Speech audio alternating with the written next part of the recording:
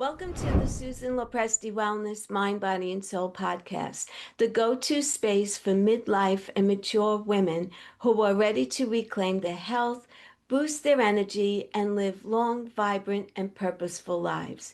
Each week, we dive deep into natural wellness, holistic healing, anti-aging strategies, and healthy lifestyle habits to help you feel your best physically, emotionally, and spiritually. Whether you're navigating menopause, working through chronic conditions, or simply wanting to age gracefully and intentionally, this show is your sanctuary for science backed insights, powerful stories, and soul nourishing inspiration. So, if you're a woman in your 40s or 50s or older looking to thrive in the next chapter of your life, you're in the right place. Today's guest is Kristina Scaglione. She is a licensed clinical social worker and the innovative founder of Root and Rise Clinical Specialist and Limitless Integrative Wellness, home of the Mind Spa, a groundbreaking collective redefining therapy and wellness. Known for her straightforward approach, Kristina combines firm accountability with radical compassion, guiding clients towards lasting transformation through her unique mental wealth care philosophy. Mental wealth care redefines traditional self help by treating your mind as your most valuable asset, something to be intentionally nurtured, protected, and cultivated. It's about investing in your emotional and psychological well being with the same dedication as your financial health, fostering lasting balance, clarity, and fulfillment. With over 14 years of experience, Kristina is recognized for integrating evidence based psychotherapy with holistic, creative, and somatic techniques. She is trained in EMDR, certified in DBT, EFT, and advanced holistic counseling, working with adults, couples, and LGBTQIA plus individuals who seek genuine, lasting change. Her sessions are clear, empowering, and focus on results, centered on authenticity, independence, and meaningful human connection. Before founding her practice, Kristina earned her BS in criminal justice from Northeastern University, where she co developed youth gang intervention programs, LGBTQIA plus mentoring services, and LGBTQIA plus suicide hotline. She later obtained her MSW from Stony Brook University, focusing on macro social work, psychopharmacology, CBT, and crisis intervention. Through Root and Rise, Kristina and her co founder, Julie Stark, have built a boutique psychotherapy practice known for precision, creativity, and heart. With Limitless Integrative Wellness, she expanded that mission into a multidisciplinary mind spa environment where mental health intersects with movement, mindfulness, medicine, and modern healing practices under one roof. The collective brings together therapists, wellness professionals, fitness experts, and creative healers in a space designed to support mind, body, and spirit. At the core, Kristina believes that healing isn't one dimensional, and neither are we. Her approach goes beyond traditional therapy limits, empowering clients and clinicians alike to prioritize their mental well care and push past boundaries.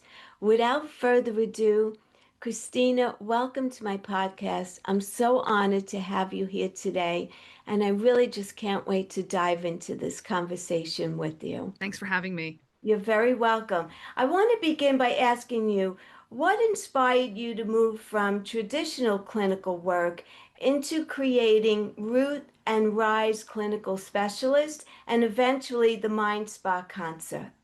Okay, great. So I have always had a model of holistic counseling that incorporated more than just your traditional talk therapy. So over the last decade, I've always incorporated outside external referrals to people who maybe would practice outside the scope of care that I could provide. For example, like nutrition, personal training, any sort of like health consult that might improve their ability to reach their goals with me a little bit better. I've also incorporated different types of coaching and coaches, spiritual intuition coaches and things like that, depending on what my clients' goals are. It's been a long time coming, and I would say that COVID escalated the need for it. And so, in my own health journey, in the middle of COVID, I basically developed a team of providers, both Eastern and Western, that worked so well together. They collaborated so well together that I was like, this has got to be something, because I've never seen Eastern and Western clinicians practice so well together to try to help a patient, which would be me, right? So I took that and I ran with it. The Limitless Integrative Wellness is the umbrella of what houses all these clinicians, and the clinical aspect of it, Rise Clinical Specialist, is my therapy practice that I co-own with my co-founder, Julie Stark. So we have that section that we primarily maintain, but the overall wellness collective is under the umbrella of Limitless Integrative Wellness, and each provider that's here works independently and manages their own practice, but chooses to collaborate in the collective, if that Ah, makes sense. yes, I love that concept. That's great. If you would, could you explain to my audience simply what is EMDR, DBT, and EFT? Sure. So I'll start with DBT, is dialectical behavioral therapy, which really, to simplify it, it helps clients increase their distress tolerance skills. So it's a form of helping people think less black and white and to help them increase distress tolerance in any form. So it can be very applicable to a lot of different things in our lives. But let's say you struggle with any sort of dysmorphia around the holidays about your body and about your image and how much you consume. Using DBT can be very helpful in reducing those type of thoughts and to help you get more into the middle of what you can control versus what you can't control, and using distress tolerance practices to reduce your anxiety around getting into this holiday season. So that's DBT.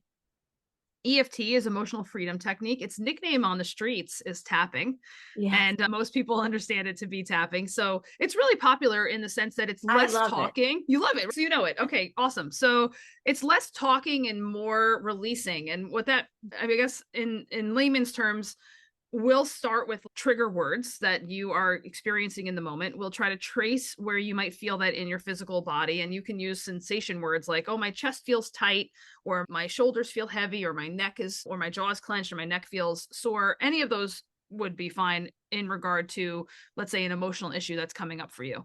And then we'll scale it from 0 to 10. And then I'll go through a battery of tapping points that mimic acupressure points that an acupuncturist might use, but you tap on yourself. So it's a monkey see, monkey do experience where I say and do certain things and then you copy me. And I try to make it a little funny in the beginning for somebody who's never done tapping before.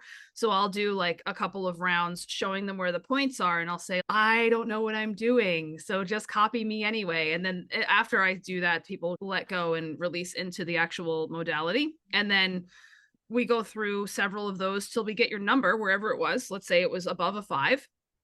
We want to get that as close to a 1 as possible. So we just keep repeating that until you get to a 1. And it's really popular with my younger population, like the young adults, late teens, young adults, and men, because there's less chatting involved. Yes, that makes sense. And less talking means less rumination.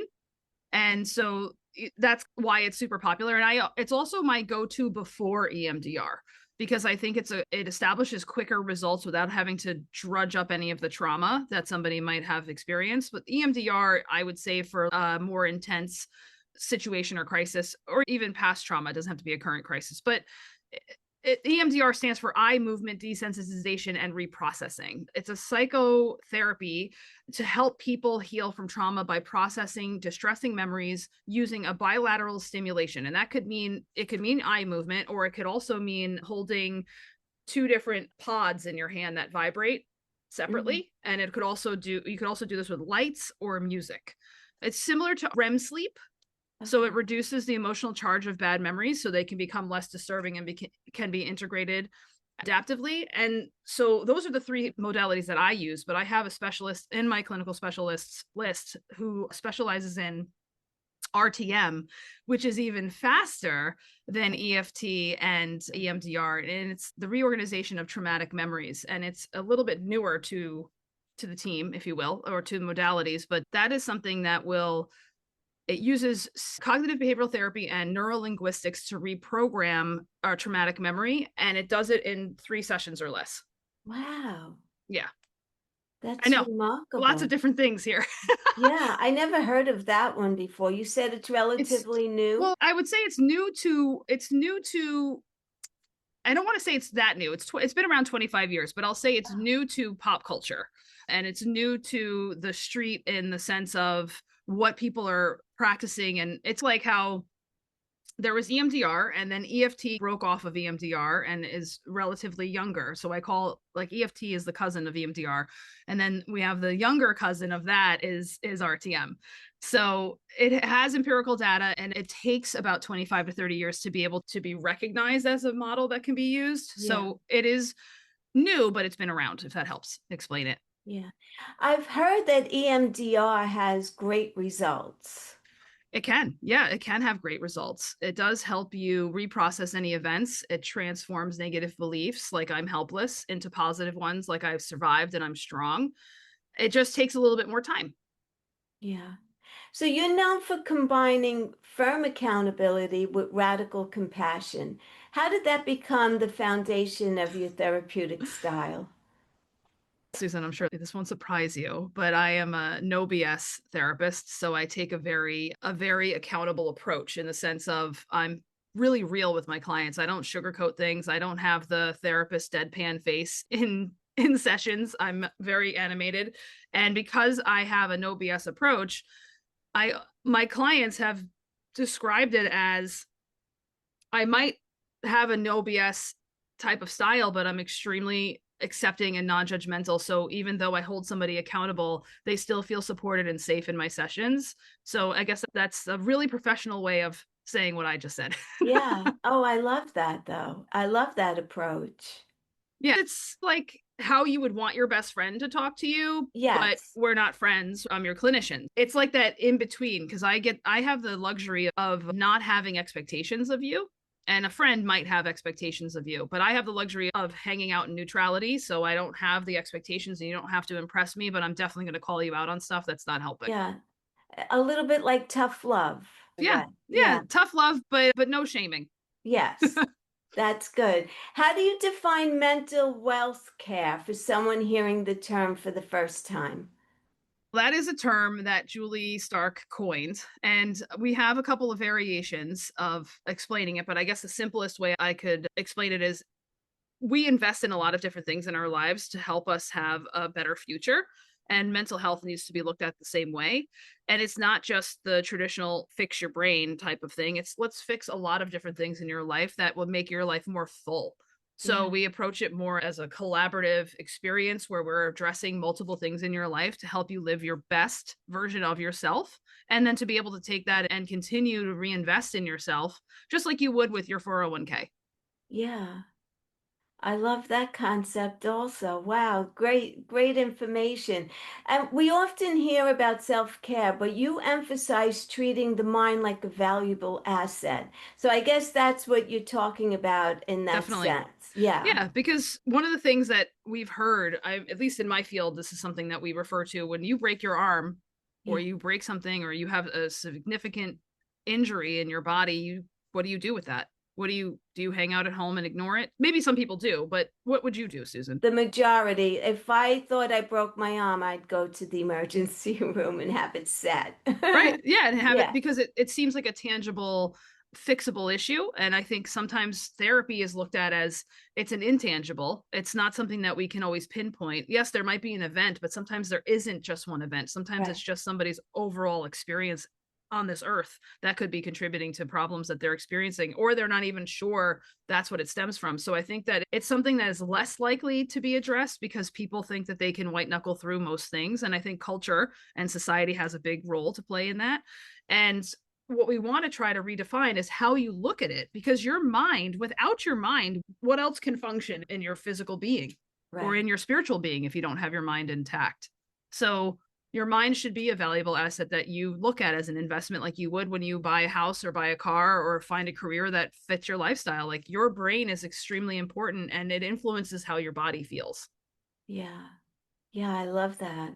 I love that. What are some common mistakes that people make when trying to take care of themselves? Like they say, "Oh, no, I don't need a therapist." And how Yeah, can I they hear that a reach lot. what's that? I You hear hear? that a lot. I hear that a lot. And how can they redirect their energy more effectively? How many places in your week do you have a whole 50 minutes to an hour of undivided attention from someone who's technically a specialist? Me, myself? Yeah, no.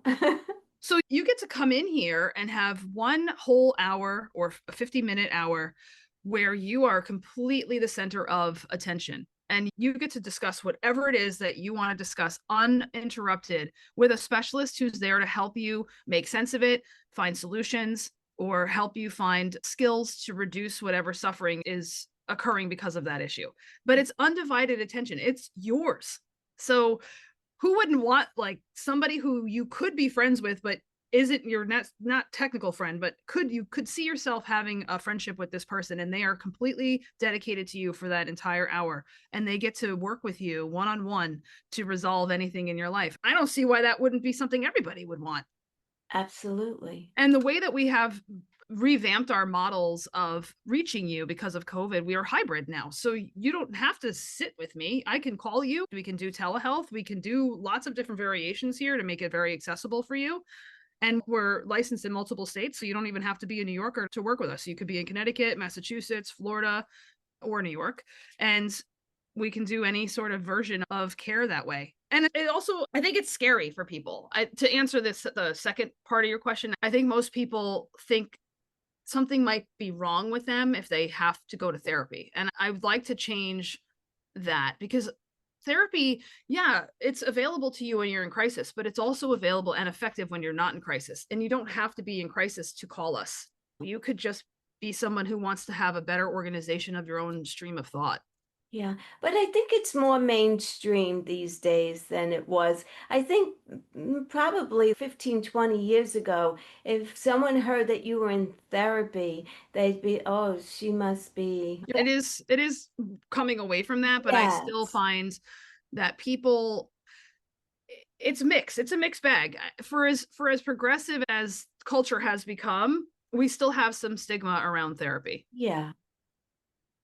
But I think it's getting less and less, I hope hopefully. so. Yeah, I hope so too. So you integrate evidence-based psychotherapy with somatic, creative, and holistic techniques. So can you tell us a little bit about that, what it looks like in a real session with a client? Every single session is different because it's customized to the client themselves. So if I gave an example, I could say some of my intakes look a little bit like I try to get a better understanding of what your day to day looks like, because I want to understand how you navigate your regular challenges, like, work, school, family, whatever it is that your setup is. I want to understand from when you wake up until when you go to sleep and throughout the entire week. So 7 days will cover what a typical week looks like for you so that I can get a better understanding of how you move through your life. And then I'll start to assess what areas with the client, because it's a collaborative experience. I'll ask them to fill out a few different things to measure on their own account, like how they would measure certain areas of their life and if they think it could be improved or if they think it's at a perfect level now and needs no improvement. And so we go through those little scales so that I can understand exactly what has to be addressed and where is it more important to start. So we go through that first to collect as much data as possible. That's usually the first session, combined with paperwork that they fill in beforehand. Then I start with skills immediately. And so I want to know, how do you handle certain things? What is it that you already know so that I'm not repeating things that you already practice? And I want to optimize our time. So I try to get a good understanding of what it is that you believe in and what are your core beliefs and if you have a spiritual practice. I have to know all of that before I get into most of our skills. And then I choose from a very large toolbox of what would be helpful, but some of the foundational ones that I usually begin with are learning how to ground your physical body within 3 minutes or less so that you can use this anywhere, anytime. And then I also go through how to utilize tools that you already have inside of you, like your lungs and your senses. So I go through how to use those to help direct your day and manage your own emotions. So the two fundamental skills are taught within the first 2 sessions. So what do you do in regards to the lungs? I teach people how to properly breathe because I think Okay. that most people, we breathe to stay alive, but we don't recognize that when we're concentrating, when we're busy, when we're stressed, we actually hold our breath. Yeah. And to remind people that they do that is often a surprise in the session. And when I have somebody go through a proper breathing technique, they're lightheaded because they don't properly breathe through the day. Yeah. So I teach them how we can breathe to optimize our life instead of just to survive. And I go through some of the scientific data around how we've learned to breathe and what we do that's not helpful and how improper breathing can lead to more of a panic and anxiety situation. Whereas you can ground yourself pretty easily and breathe and recenter yourself almost instantly. So basically, it's breath work Yeah. practices, Yep. like the box breath is Yep. Four, seven, one eight breathing. example. Yep. Yeah. And different ways in which you can utilize this anywhere you are because no one's going to ask you. I think a lot of times people worry that everybody's looking at them. No one's going to ask you why you're doing certain things or why Right. you're breathing a certain way. Most people won't even, especially in New York, we're not going to say anything. We're not going to ask you on the train what you're doing. No, no one cares what you're No, doing. no one. Talk to me about somatic therapy. So, somatic therapy can be a couple of different things. It's about connecting trauma and the body in the sense that trauma can be sometimes an invisible wound that manifests not just in the mind, but also somewhere where you keep it in your body, and it can cause pain. So, if that makes sense. So, let's say you're prone to migraines or you're prone to back aches when you're stressed out or when there's conflict in your life, that can be a sign that somatic therapy would be helpful to you. So it uses body awareness, breath work, and movement exercises to be more aware of your bodily sensations and to release stored emotions. So tapping is very helpful with this, but so is other forms of like trauma informed yoga, for instance, is often something that I would refer clients to do. And this type of therapy is used to treat conditions like PTSD, anxiety, depression, and chronic pain. So it depends on what the individual is presenting with. So you said it's trauma yoga? I said I don't specialize in that, but I will often refer to trauma informed yoga. Oh, I never heard of that before. Yeah, so there's not, again, you have to do your research in your area, but trauma informed yoga therapy is a body-based approach that creates safe, empowering, choice-driven movements in an environment that is set up to heal trauma. So, yes, most yoga is very intentional, but when it's trauma-informed, it's focusing on the nervous system regulation and self-awareness, and the choice part is extremely important. Oh, that's interesting. So for clients who feel stuck or resistance to change, what tools or methods have you found most powerful for them? Stuck or resistant to change? Yeah.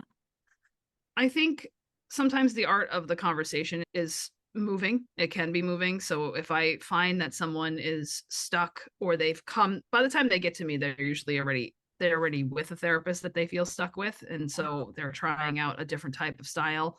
And in that conversation, I often ask, how is what you're doing or what you're committed to continuing to do sometimes, how is that helping the situation? And I have to gauge their willingness to change and willingness to try new things to shift their experience. And that's often what creates the stuckness is that they're not always aware that they're contributing to the stuckness by Yeah. their maybe unconscious unwillingness to try things that they may not have familiarity with. Interesting. What about the mind spa? That's a unique and innovative concept. What makes the environment different from traditional spaces? Limit Limitless Integrative Wellness is the mind spa. And what that means is they don't have to be a therapist client to experience this. Anyone can experience the mind spa. But as an example, let's say you're a client of mine and you're here and you are experiencing certain things that might be trapped in your body. So somatic would be one of those things that I would suggest that you go and you sit with my massage therapist and make an appointment right outside of this door. You go over here and make an appointment with her, and she does Reiki, and she does Reiki massage, but she also does traditional massage along with lymphatic drainage. And she happens to have a specialty in chronic illness that is usually from trapping emotions in your body. So I would say your mind spa experience is being able to have access to all these different clinicians that can enhance your therapeutic journey. The massage therapy is one aspect of it. I have a vitamin IV infusion person that's here. I have a concierge MD that's here. I have a hypnotherapist. I have spiritual coaches, tarot card readers, psychic mediums, acupuncturists. And so that mind spa is all of these different holistic models that work together collaboratively to try to transform a client's experience from start to finish. But where you begin on that journey is up to you. Yeah. And it's one big umbrella, so it's a one-stop shop, which Right. I absolutely love. I love that concept.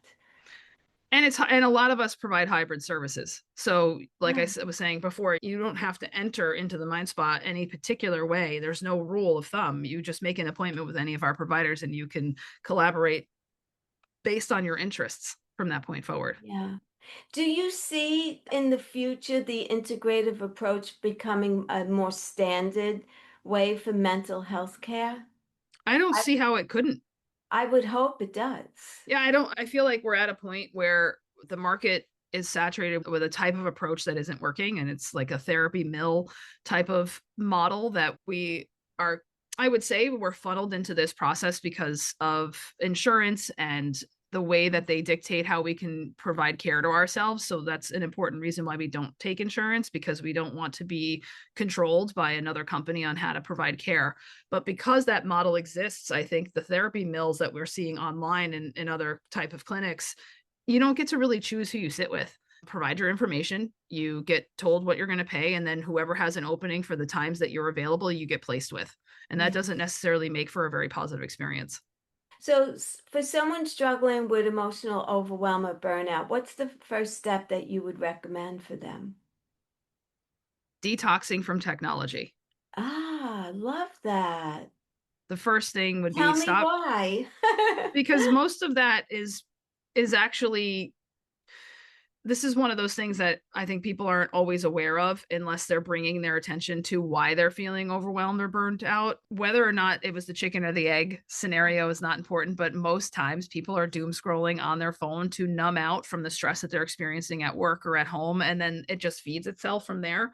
And the Yeah. next thing you're on your phone or on your laptop or whatever it is that you prefer to use for 13 or more hours a day, which is certainly not contributing to your wellness, and it's not helping you feel more fulfilled. It's actually doing the opposite and making you feel more drained. So I would say start with a tech detox and then call your therapist. Wow. So, what are some of the most powerful transformations that you've witnessed in your practice? Susan, I don't have time to tell you all of those. Oh my gosh. I've been in practice for over 12 years. There's Wow. so many different things. What I Something could that stands say, out in your mind in some way?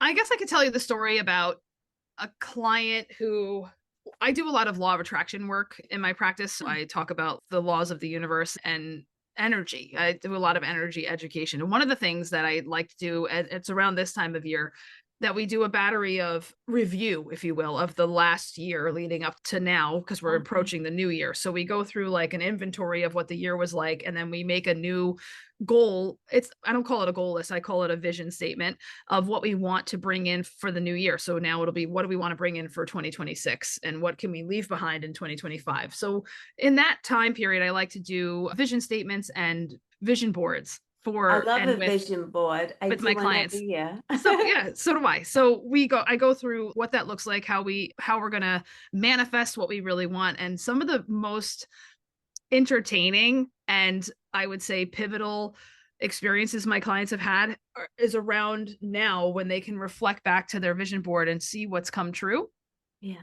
and what they would like to carry over to their next year. And there's there's two things that I can share about vision boards that just, I think, blew my clients away. One of my clients had put a house on their vision board, and it wasn't for the house itself. It was just the aesthetic appeal of the house. And it was like, I'd like to have a house like this one day.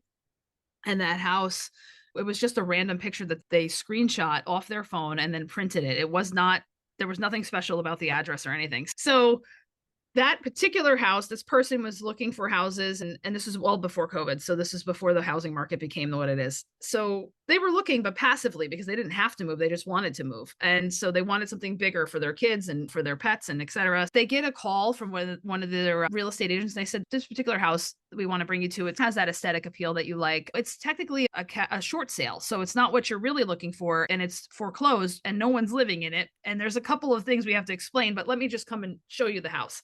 So they go and they see the house, and they love the aesthetic appeal of it, but they were concerned because it's a short sale and they didn't have that kind of money laying around to buy the house, but and it was also missing half the roof. So they were like, oh my God, I don't know. So long story short, they put a bid on the house. They ended up finding a lender to help them figure that out. They come in and they show me the house that they picked. And I said, can we go back to your vision board? It looks really familiar. So we go back to the vision board, and I said, can you just go back to that screenshot and just zoom in so we can see what the address is?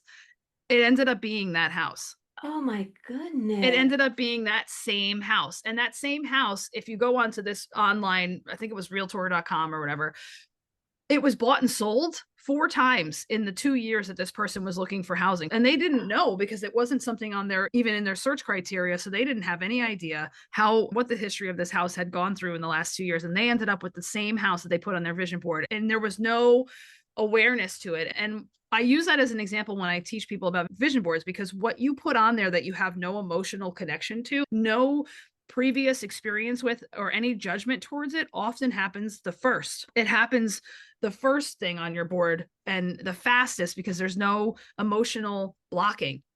And so I use that as an example. And another one was a woman that I've been working with for a couple of years.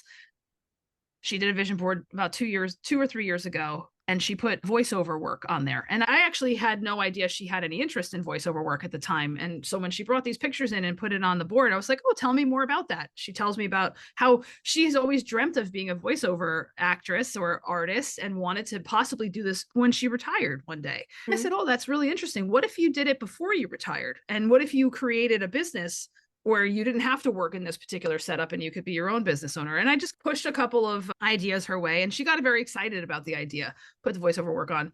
Obviously, COVID happens. What a great opportunity to start working on your voiceover business. Yes. Fast forward 3 years, that's exactly what she's doing now for her job.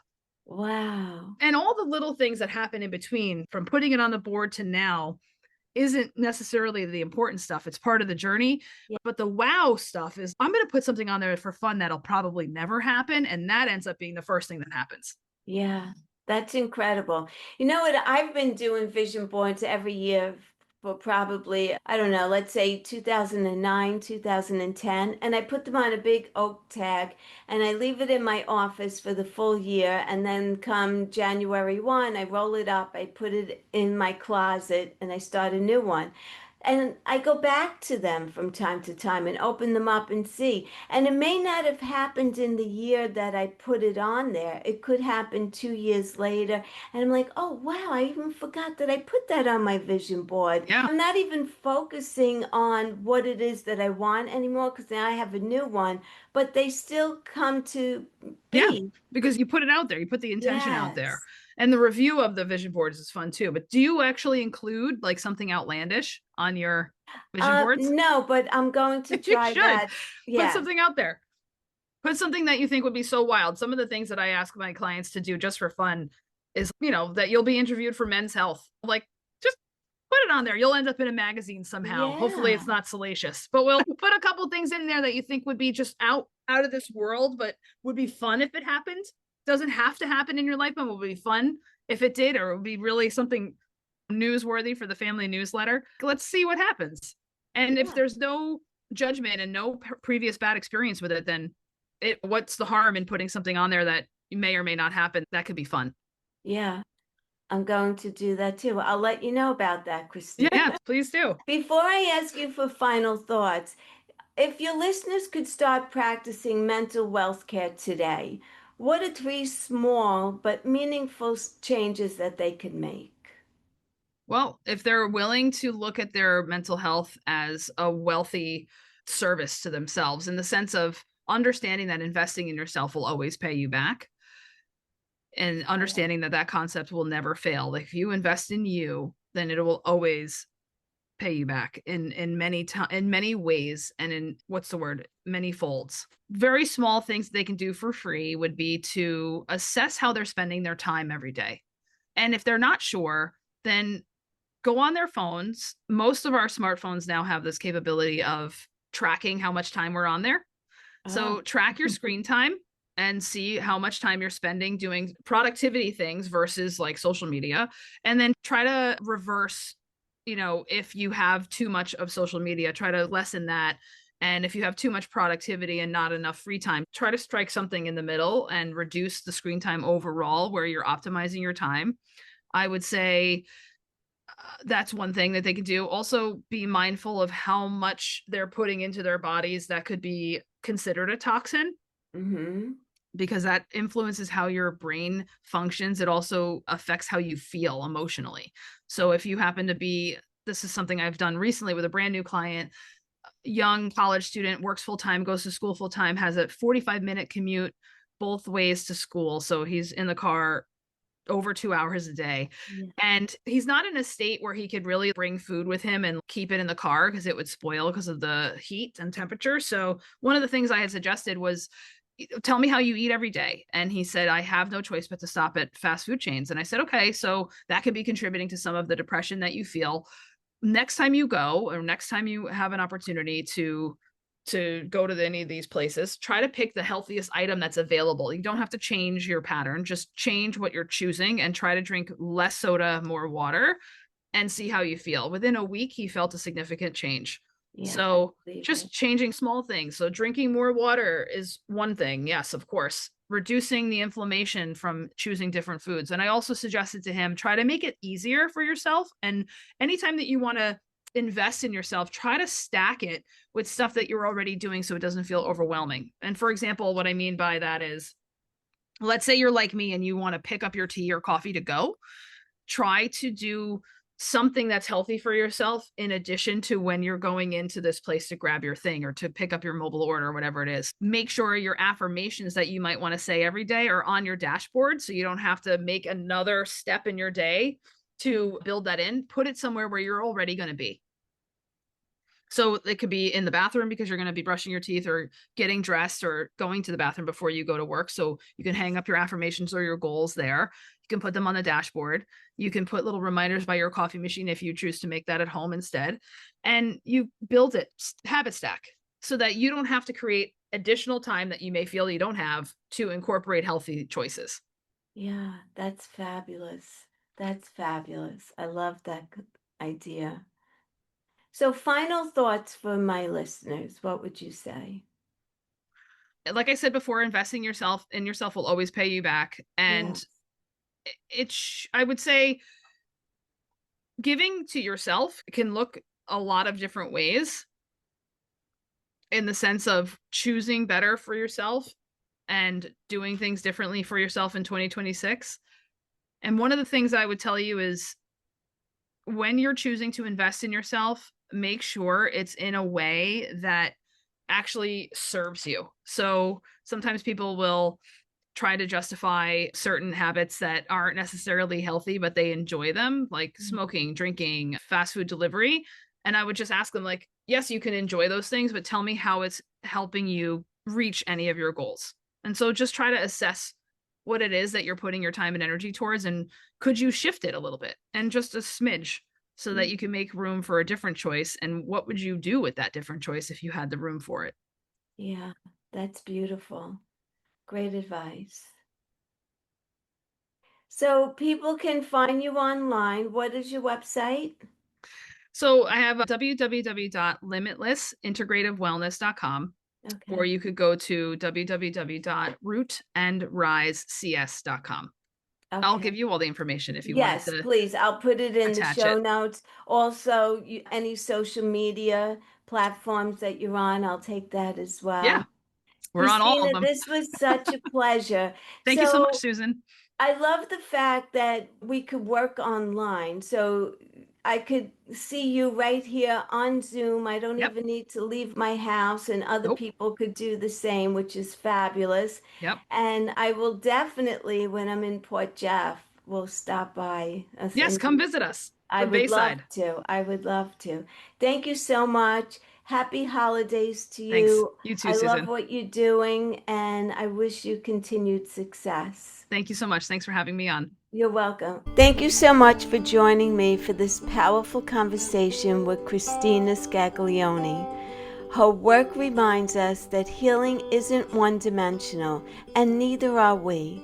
Mental wealth care isn't just a concept, it's an invitation to invest in the most valuable assets we have: our minds, our emotional well being, and our inner truth.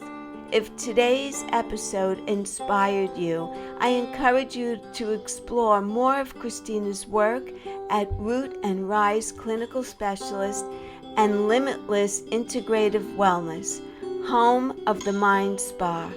Her integrative, compassionate, and forward-thinking approach is truly changing the landscape of mental health and holistic healing. As always, thank you for listening to Susan Lopresti Wellness, Mind, Body, and Soul. If you enjoyed this episode, please subscribe, leave a review, and share it with someone who might benefit from these insights. Your support helps this podcast grow and reach more midlife women and men looking to reclaim their health, their clarity, and their joy. Until the next time, remember, your mental wealth is worth protecting, nurturing, and prioritizing every single day. Take good care of yourself, your mind, body, and soul.